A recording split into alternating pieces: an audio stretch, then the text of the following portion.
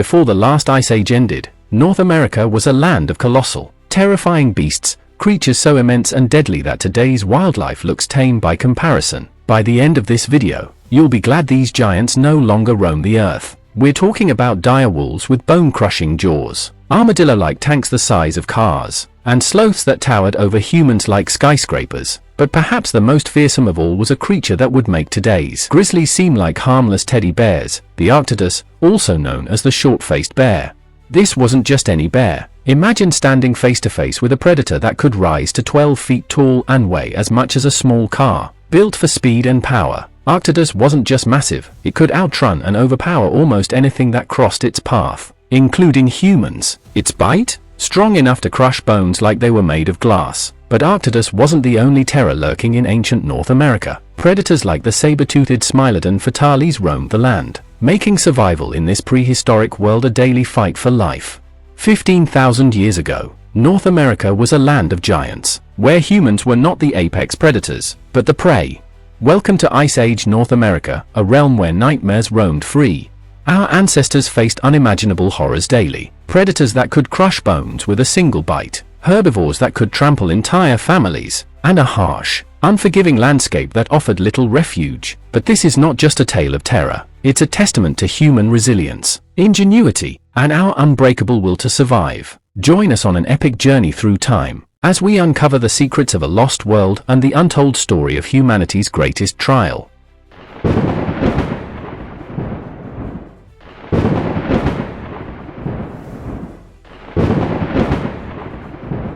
Prepare yourself. The past is about to come alive, and it's more terrifying than you ever imagine. To understand the world of Ice Age North America, we must first grasp the sheer scale and diversity of its landscapes. This was a continent in the grip of colossal climatic forces. The Pleistocene epoch, commonly known as the Ice Age, was marked by dramatic swings in climate. Massive ice sheets advanced and retreated multiple times, reshaping the land with each cycle. In the north, tundra dominated, a treeless expanse where only the hardiest plants and animals could survive. Temperatures here could plummet to -40 degrees Fahrenheit or lower. But move south, and you'd find yourself in the mammoth steppe, vast grasslands teeming with life. This was the domain of great herds of herbivores and the predators that stalked them. Remarkably, some areas were warmer and wetter than today. The American Southwest, now arid, was then dotted with lakes and wetlands. The landscape itself bore the scars of ice. As glacier retreated, they carved out massive depressions that would become the Great Lakes. Enormous boulders, known as glacial erratics, were transported hundreds of miles by the ice and deposited in seemingly random locations. Moraines, eskers, and drumlins, strange words for the modern ear, but common features in this ice-sculpted world. Each tells a story of the inexorable force of glacier. The plant life of Ice Age North America was as diverse as its terrain. In the south, forests of oak, hickory, and pine thrived, but these weren't exactly like the forests we know today. Many plant species that existed then are now extinct. Others survived, but retreated to small refuges as the climate changed. The mammoth steppe was a complex ecosystem of grasses and flowering plants, many of which co-evolved with the large herbivores that grazed upon them. For our ancestors, this varied flora wasn't just scenery, it was a lifeline. Edible plants, medicinal herbs, and materials for tools and shelter were all critical for survival. This was the stage upon which the drama of Ice Age life played out, a world of extremes, where survival demanded adaptation, resilience, and no small measure of luck. Picture a cat, but not just any house cat. Imagine a feline predator that stood as tall as a human, with muscular shoulders that would put a linebacker to shame. This was Smilodon fatales, the saber-toothed cat, one of the most iconic predators of the Ice Age. Smilodon was a remarkable animal. At first glance, you might mistake it for a lion, but upon closer inspection, the differences become striking. It was about the size of a modern African lion, but much more robustly built, especially in the forelimbs and neck. But of course, the most distinctive feature of Smilodon was its namesake, those incredible saber teeth.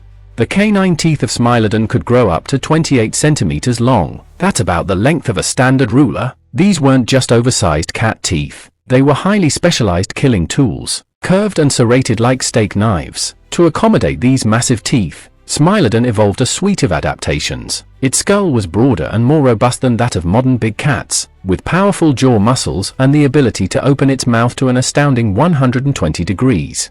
But how did Smilodon use these incredible teeth? For years, scientists debated this question. We used to think Smilodon was an ambush predator, leaping from hiding places to deliver a killing bite to the throat, but recent studies suggest a different picture. Its powerfully built forelimbs indicate it might have been a wrestler, grappling with its prey before delivering the fatal bite. Smilodon's prey would have included many of the large herbivores of the Pleistocene: bison, horses, young mammoths, and perhaps even giant ground sloths. Interestingly, despite those massive teeth, Smilodon actually had a weaker bite force than modern lions. It's likely they used those sabers for precision killing, targeting the soft underbelly or throat after immobilizing their prey. Another area of debate among paleontologists is whether Smilodon was a solitary hunter like tigers, or social like lions. Evidence is mounting that Smilodon may have been social. We found fossil deposits with multiple individuals of different ages, suggesting family groups. There's also evidence of healed injuries in some specimens, indicating they survived long enough to recover, something that would be difficult for a solitary predator.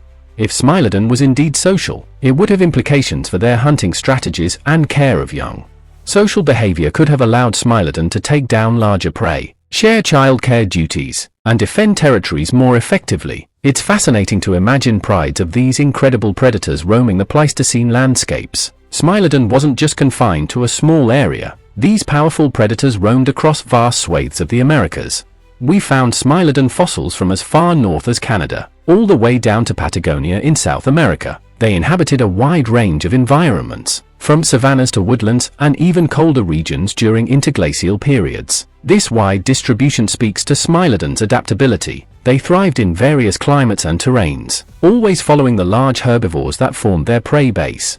Despite their success, Smilodon, like many of the Pleistocene megafauna, disappeared around 10,000 years ago. The question is, why? There are several theories. Climate change at the end of the last ice age certainly played a role, altering habitats and prey distributions. There's also the question of human impact. Our ancestors were spreading across the Americas at this time. And of course, there's the possibility that Smilodon was simply too specialized. Those very adaptations that made Smilodon such a successful predator for millions of years may have ultimately contributed to its downfall. Smilodon was built to take down large prey. As the megafauna began to disappear, Smilodon would have struggled to adapt. Unlike more generalist predators like wolves or big cats, it couldn't easily shift to smaller prey. The story of Smilodon is a reminder of the delicate balance of ecosystems, and how even the mightiest predators can fall victim to environmental change. As we face our own era of rapid climate shifts and biodiversity loss, perhaps we can learn valuable lessons from the fate of the saber-toothed cat. While Smilodon may be the most famous prehistoric cat, it wasn't the only saber-toothed predator stalking the Pleistocene landscapes. Meet Homotherium, the scimitar-toothed cat. Homotherium was quite different from Smilodon in many ways. It had longer, more slender limbs, and its canines, while still impressive, were shorter and broader, more like scimitars than sabers. These differences in anatomy hint at a very different lifestyle from its more famous cousin. The longer limbs of Homotherium suggest it was built for pursuit rather than ambush. It may have been capable of chasing down prey over longer distances, more like a cheetah than a lion. This pursuit capability would have given Homotherium access to a different range of prey animals, potentially reducing competition with other large predators. We believe Homotherium might have specialized in hunting younger or weaker members of herds, using its speed to separate vulnerable individuals from the group. Interestingly, Homotherium seems to have been well adapted to colder environments. Fossil evidence suggests Homotherium had a thick, woolly coat, combined with its longer legs. This would have made it well suited for pursuing prey through snow or across open, cold steppes. Unlike Smilodon, which was confined to the Americas, Homotherium had a much wider global distribution. We found Homotherium fossils across North America, Eurasia, and even parts of Africa. This speaks to its adaptability and success as a species. In many ways, Homotherium represents a different evolutionary strategy from Smilodon. If Smilodon was the Ice Age equivalent of a lion, Homotherium might be compared to a cheetah. It's a beautiful example of how different species can evolve to fill different niches in the same ecosystem. Not all of the Pleistocene's megapredators were cats. Now, we turn our attention to one of the largest land carnivores ever to walk the earth, Arctodus simus, The short-faced bear.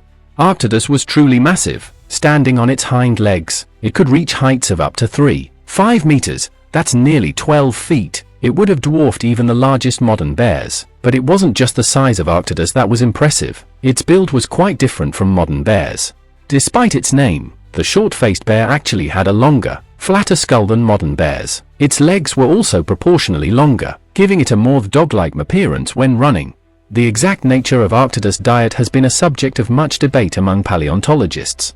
Initially, we thought Arctodus was a hypercarnivore, an active predator that mostly ate meat, but more recent studies of its teeth and skull structure suggest it may have been more of an omnivore, like modern bears. Those long legs weren't just for show, they gave Arctodus some surprising capabilities. Based on its leg structure, we believe Arctodus could run at speeds of up to 40 miles per hour. That's faster than any modern bear, and would have made it a formidable pursuer of prey. In an ecosystem teeming with large predators and prey, Arctodus would have played a unique role. Given its size, Arctodus could have been an apex predator, capable of taking down large prey, but it may also have been an expert scavenger, using its size and speed to chase other predators away from their kills. The presence of such a large omnivore would have had significant impacts on Pleistocene food webs. Arctodus might have been what we call a keystone species, one that has a disproportionate effect on its environment. Its feeding habits could have influenced everything from prey populations to plant dispersal. Our next megapredator brings us back to the world of big cats, but this was no ordinary feline. Meet Panthera atrox, the American lion. Despite its name, Panthera atrox wasn't actually a true lion. Recent genetic studies suggest it was more closely related to jaguars, but in terms of size and probable behavior, it was very lion-like. And when we say lion-like, we mean a lion of truly impressive proportions. Panthera atrox was about 25% larger than modern African lions. Males could have weighed up to 350 kilograms, that's over 770 pounds. It was likely the largest cat in North America during its time. With such impressive size, Panthera atrox would have been a formidable predator. Given its similarity to modern lions, we suspect Panthera atrox might have lived and hunted in prides. This social structure would have allowed it to take down very large prey, possibly including young mammoths or mastodons. Panthera atrox roamed across a vast swath of the Americas. We found fossils from Alaska all the way down to Peru. This suggests it was adaptable to a variety of habitats, from boreal forests to grasslands. 5. Impact on Pleistocene herbivore populations. The presence of such a large, potentially social predator would have had significant effects on the herbivores of the time. Panthera atrox would have been at the top of the food chain. Its predation pressure likely influenced the behavior and evolution of its prey species, much as we see with modern lions in Africa. As we've seen, the Pleistocene was truly an age of giants. From the saber-toothed Smilodon to the massive short-faced bear and the American lion, these megapredators shaped the ecosystems of their time. Their extinction left ecological vacancies that still reverberate through North American ecosystems today. Our journey through the Pleistocene's megapredators now brings us to a creature that has captured the imagination of millions, Canis dirus, the dire wolf. Despite its popularity in modern media, the real dire wolf was quite different from how it's often portrayed. It was about the same length as a modern grey wolf, but much more heavily built. This robust build hints at a lifestyle quite different from modern wolves. Dire wolves had shorter, stronger limbs and larger heads with more powerful jaws. This suggests they were adapted for taking down larger, more powerful prey than their modern relatives. Like modern wolves, dire wolves were likely social animals that lived and hunted in packs. The social nature of dire wolves would have made them formidable predators. We believe they hunted in coordinated packs, much like modern wolves, but targeting the megafauna of their time. The Pleistocene ecosystems were teeming with both prey and other predators, creating a complex web of interactions. Dire wolves likely specialized in hunting medium to large herbivores. They would have competed with other large predators like the American lion and short-faced bear. This competition may have driven the evolution of their robust build. Recent genetic studies have shed new light on the dire wolf's place in the canid family tree. Surprisingly, DNA analysis has shown that dire wolves were not as closely related to modern grey wolves as we once thought. They actually represent a distinct lineage that split off from other canids around 5.7 million years ago. While the dire wolf went extinct over 10,000 years ago, it has experienced a resurgence in popular culture. The dire wolf has captured the public imagination, appearing in books, TV shows, and games. While these portrayals aren't always scientifically accurate, they've certainly helped spark interest in prehistoric life. Our final megapredator might come as a surprise to many. Meet Myricinonyx inexpectatus, often called the American cheetah. Despite its name, Myricinonyx wasn't a true cheetah. It's a fascinating example of convergent evolution, where unrelated species evolve similar traits due to similar environmental pressures. This convergence resulted in a North American predator remarkably similar to the African cheetah we know today. Like modern cheetahs, Myricinonyx had a slender build, long legs, and a flexible spine, all adaptations for high-speed pursuit. Its skull shape and enlarged nasal cavities also suggest it was built for speed. We believe Myricinonyx was a pursuit predator, chasing down swift prey across open grasslands. Its likely prey would have included smaller to medium-sized herbivores like pronghorns, which are themselves incredibly fast. While similar in many ways to modern cheetahs, Myricinonyx had some unique features. Interestingly, Myricinonyx retained semi-retractable claws, unlike modern cheetahs. This suggests it may have retained some climbing ability. Genetically, it was more closely related to pumas than to Old World cheetahs. Like many of the Pleistocene megapredators, Myricinonyx disappeared around 12,000 years ago. The extinction of Myricinonyx likely resulted from the broader megafaunal extinction at the end of the last ice age. With the disappearance of many of its prey species and changing habitats, Myricinonyx couldn't adapt quickly enough. The extinction of Myricinonyx left a unique ecological niche empty in North America. Today, no native North American predator fills quite the same role as Myricinonyx did. The pronghorn antelope, still one of the fastest land animals in the world, is often described as running from ghosts, those ghosts being their long-extinct cheetah-like predators. As we've seen, the Pleistocene epoch was home to an incredible diversity of megapredators. From the iconic Smilodon to the surprising American cheetah, these animals shaped the ecosystems of their time. Their stories not only illuminate the past, but also help us understand the complex web of life in our modern ecosystems. While the predators of Ice Age North America were formidable, they were far outnumbered by an astounding array of mega herbivores. These gentle giants shaped the landscape as much as the glacier did. Perhaps the most iconic of all Ice Age animals, mammoths roamed the continent in great numbers. The Columbian mammoth, standing up to 14 feet tall at the shoulder, was one of the largest. Its cousin, the woolly mammoth, was slightly smaller but better adapted to colder climates with its thick, shaggy coat. Often confused with mammoths, mastodons were a distinct genus. Shorter and stockier, they browsed in forested areas, using their tusks to strip bark from trees. Their distinctive teeth, with conical cusps, were perfectly adapted for their browsing lifestyle. Imagine a bison nearly twice the size of its modern descendant. That was Bison antiquus, one of the most common large herbivores of the late Ice Age. With longer horns and larger bodies, these ancient bison would have been a formidable prey, even for the largest predators. Their grazing habits played a crucial role in maintaining the vast grasslands of Ice Age North America. Although we often think of horses as introduced by Europeans, various species of horses were actually native to North America during the Ice Age. From the large western horse, Equus occidentalis, to the smaller Hageman horse, these equines were diverse in size and adaptation. The story of horse evolution is largely a North American tale, with the continent serving as the birthplace of the horse family. Nothing quite captures the strangeness of Ice Age fauna like the giant ground sloths. Megalonyx, named after Thomas Jefferson, could reach the size of an ox.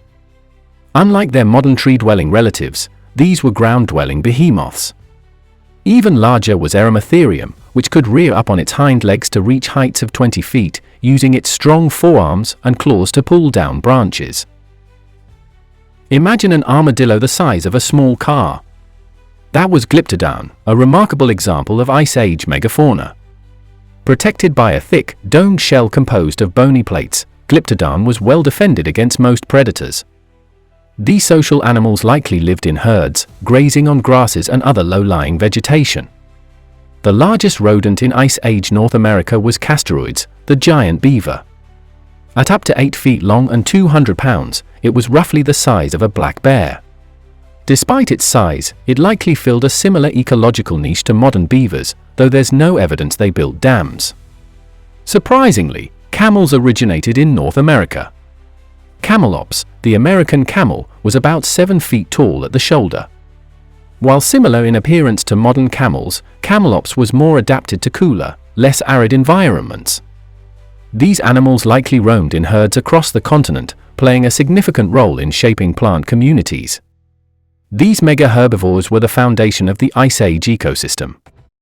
They shaped the landscape through their grazing and browsing, supported vast numbers of predators, and provided a vital resource for early humans. Their diversity and abundance paint a picture of a North America teeming with life, very different from the continent we know today. While mammoths and saber-toothed cats often steal the spotlight, the Pleistocene epoch was home to many other fascinating creatures.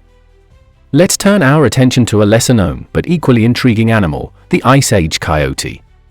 The Ice Age coyote, Canis latrans or cutty, was quite different from its modern descendants. It was significantly larger and more robust, with some specimens approaching the size of a modern grey wolf. This larger size raises interesting questions about the coyote's role in Pleistocene ecosystems. The increased size of the Ice Age coyote suggests it may have occupied a different ecological niche than modern coyotes. It was likely capable of taking down larger prey and may have competed more directly with larger predators. The Ice Age presented unique challenges, and the coyote evolved to meet them. We see evidence of adaptations for colder climates, such as a thicker coat and possibly larger paw pads for traversing snow and ice. The coyote's famously versatile diet would have been a significant advantage during this time of environmental flux. The Pleistocene landscapes were teeming with a diverse array of potential prey.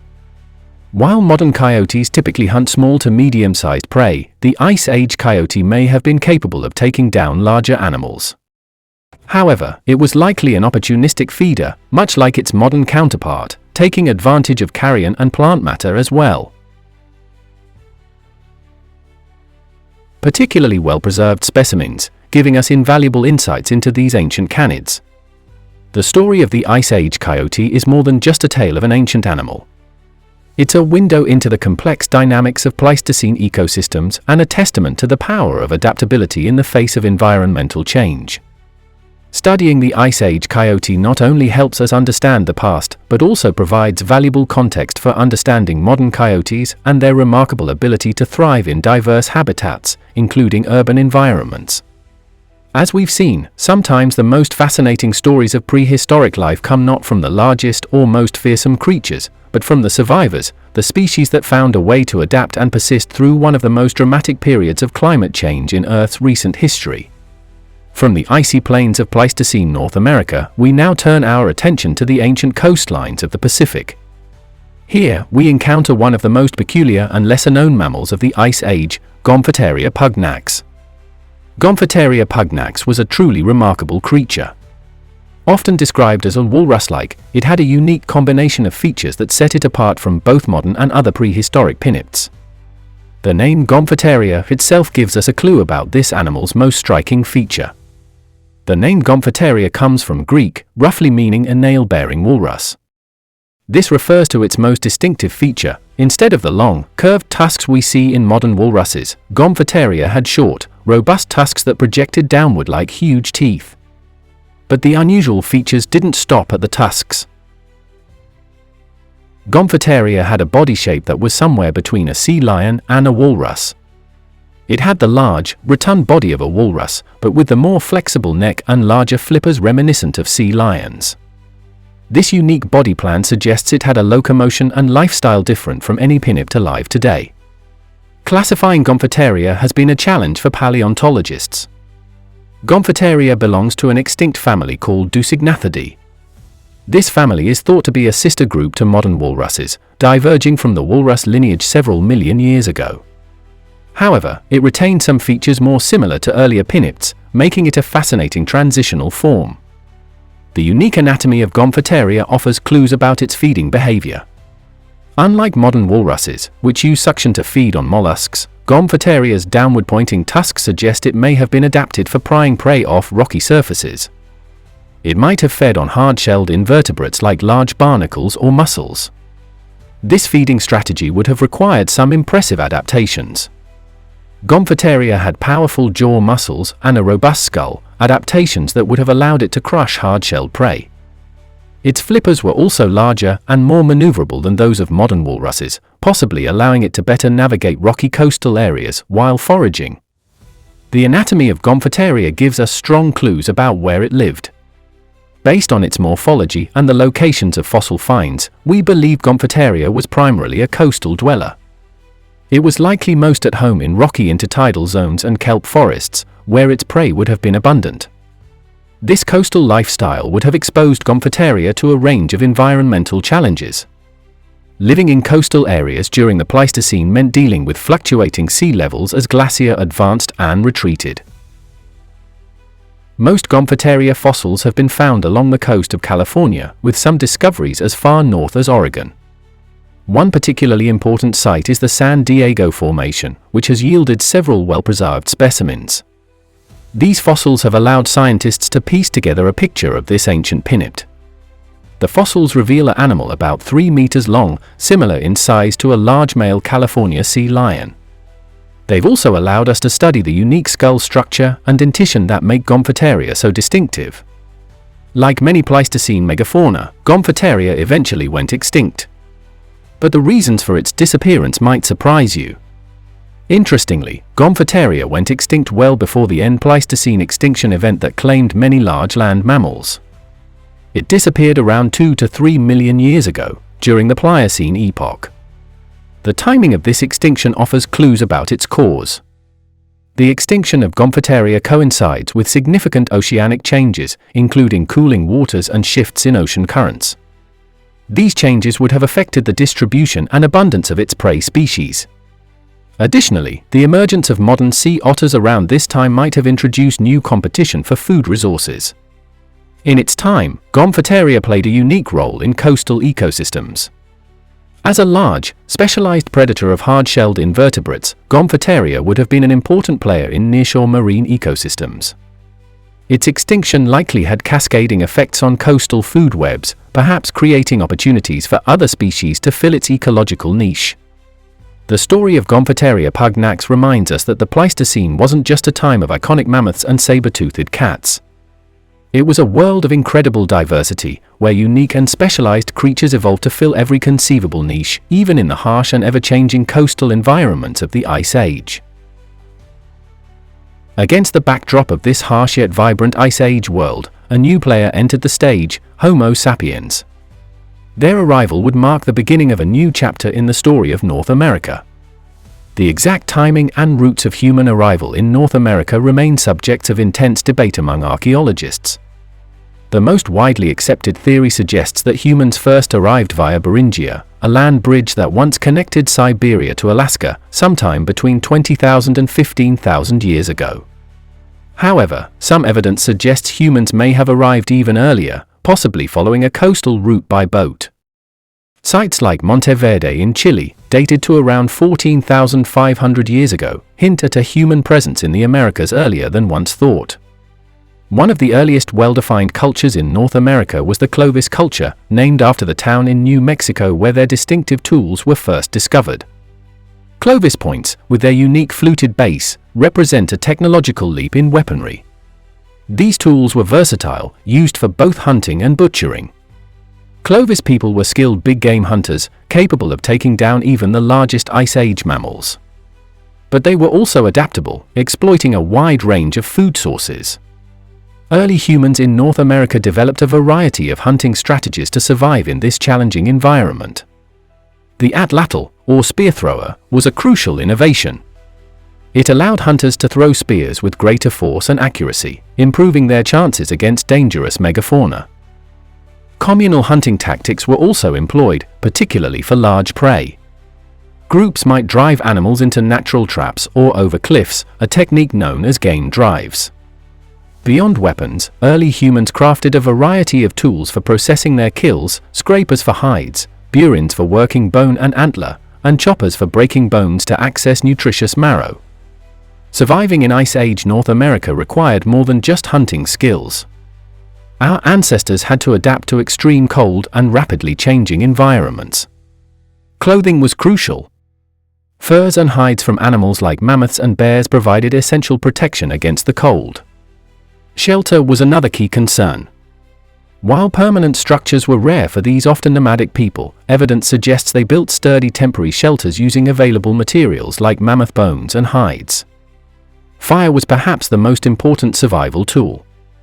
It provided warmth, protection from predators, and allowed for cooking, which made a wider range of foods digestible. While hunting often takes center stage in our image of Paleo-Indian life, gathering plant foods was equally important. Nuts, berries, roots, and tubers provided essential nutrients and were often more reliable than hunting. Preserving food was critical for survival. Techniques like drying meat and fish allowed people to store food for leaner times. Perhaps the most important survival strategy was knowledge. Early humans had to learn the behaviors of both prey and predators, understand plant cycles, and read the landscape and weather. This intimate connection with their environment would shape their cultures for millennia to come. Communal hunting tactics were also employed, particularly for large prey. Groups might drive animals into natural traps or over cliffs, a technique known as game drives. Beyond weapons, early humans crafted a variety of tools for processing their kills: scrapers for hides, burins for working bone and antler, and choppers for breaking bones to access nutritious marrow. Surviving in Ice Age North America required more than just hunting skills. Our ancestors had to adapt to extreme cold and rapidly changing environments. Clothing was crucial. Furs and hides from animals like mammoths and bears provided essential protection against the cold.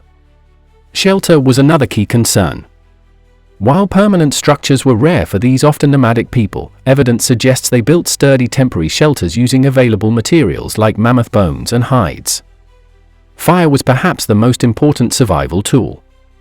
It provided warmth, protection from predators, and allowed for cooking, which made a wider range of foods digestible. While hunting often takes center stage in our image of Paleo-Indian life, gathering plant foods was equally important. Nuts, berries, roots, and tubers provided essential nutrients and were often more reliable than hunting. Preserving food was critical for survival.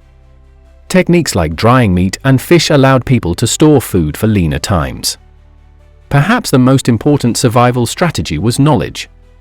Early humans had to learn the behaviors of both prey and predators, understand plant cycles, and read the landscape and weather. This intimate connection with their environment would shape their cultures for millennia to come. The Ice Age world was not just a collection of impressive animals, but a complex web of interactions between species and their environment. The relationship between predators and prey was a driving force in Ice Age ecosystems. This evolutionary arms race led to remarkable adaptations. Prey animals developed better defenses, larger size, thicker hides, or improved speed, while predators evolved to become more efficient hunters. Many Ice Age predators, like dire wolves, hunted in packs, allowing them to take down prey much larger than themselves. This social hunting behavior shaped both predator and prey species. Competition was fierce in the Ice Age world, not just between predators and prey, but among similar species. For instance, while mammoths and mastodons might seem similar, they occupied different niches. Mammoths were grazers, adapted to open grasslands, while mastodons browsed in more forested areas. Among carnivores, competition for prey could be intense. Larger predators like short-faced bears might have used their size to intimidate smaller hunters away from kills. The arrival of humans added a new dimension to these ecosystem interactions. As skilled hunters with advanced tools, humans could potentially impact prey populations more than other predators. Beyond hunting, humans began to modify their environment in other ways. The use of fire, for instance, could change vegetation patterns and affect animal distributions. As the Ice Age drew to a close, North America experienced one of the most dramatic extinction events in Earth's history. Beginning around 14,000 years ago, the Earth began to warm. Ice sheets retreated, sea levels rose, and vegetation patterns shifted dramatically. For many Ice Age species, these changes happened too quickly to adapt. Habitats they had evolved to thrive in were disappearing. The cause of the Ice Age extinctions has been debated for decades. There are three main theories: climate change, human overhunting, and a combination of both. The climate change theory argues that the rapid warming at the end of the Ice Age was simply too much for many species to handle. As grasslands gave way to forests, for instance, grazers like mammoths would have lost their food source. The human overhunting theory, often called the overkill hypothesis, suggests that human hunters, with their advanced tools and techniques, simply hunted the megafauna to extinction. Most scientists today favor a combination of these factors. Climate change stressed animal populations, making them more vulnerable to human hunting. Not all Ice Age species went extinct. Some, like bison, elk, and moose, survived and adapted to the new environments. Others, like the coyote, may have benefited from the extinctions, expanding into niches left vacant by larger predators. The end of the Ice Age and its unique megafauna marked the beginning of the North American ecosystems we know today. Yet the legacy of this time lives on, in the land, in the surviving species, and in the ongoing work of scientists striving to understand this fascinating period of Earth's history. The Ice Age may have ended thousands of years ago, but its legacy lives on in the world around us. Many of today's North American animals are direct descendants of Ice Age species. The American bison, though smaller than its Ice Age ancestor, still roams the plains, a living reminder of the continent's megafaunal past. Modern bears, including the grizzly, carry the genetic legacy of their larger Ice Age relatives. The very shape of the North American continent bears the marks of the Ice Age. The Great Lakes, carved by glacier, hold 20% of the world's fresh surface water. Glacial erratics, enormous boulders transported by ice sheets, can be found far from their origins, puzzling observers for centuries. By studying the Ice Age, scientists gain crucial insights into how Earth's climate can change dramatically over time. This understanding is vital as we face modern climate challenges. The Ice Age continues to captivate our imagination. From museum displays to popular movies, these ancient animals and the world they inhabited have become part of our cultural heritage. The extinction of Ice Age megafauna serves as a stark reminder of the fragility of ecosystems. It underscores the importance of conservation efforts to protect today's endangered species. As we conclude our journey through Ice Age North America, we're left with a profound appreciation for the incredible world that once was. We've witnessed a land of extremes, mammoth-studded grasslands, saber-toothed predators, and resilient early humans. We've explored how these elements interacted in a complex dance of survival, adaptation, and ultimately, for many species, extinction. But perhaps most importantly, we've seen our own story, the tale of how our ancestors faced unimaginable challenges and not only survived, but thrived. Their resilience, adaptability, and ingenuity laid the groundwork for all that we've accomplished since. The story of the Ice Age is not just a tale of the past. It's a mirror to our present and a window to our future. As we face modern challenges like climate change and biodiversity loss, the lessons of the Ice Age have never been more relevant. The Ice Age world was both alien and familiar, harsh yet bountiful, a realm of nightmarish predators and gentle giants.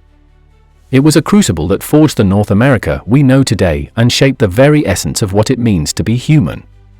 As we look to the future, let us carry with us the lessons of this ancient world, its resilience, its delicate balance, and its capacity for change.